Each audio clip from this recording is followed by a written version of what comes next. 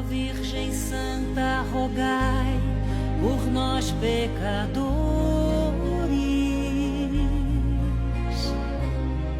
junto a Deus Pai, e livrai-nos do mal e das dores.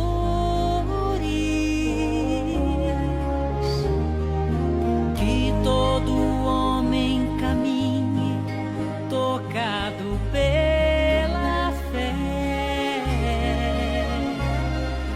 crendo na graça divina, esteja como ele.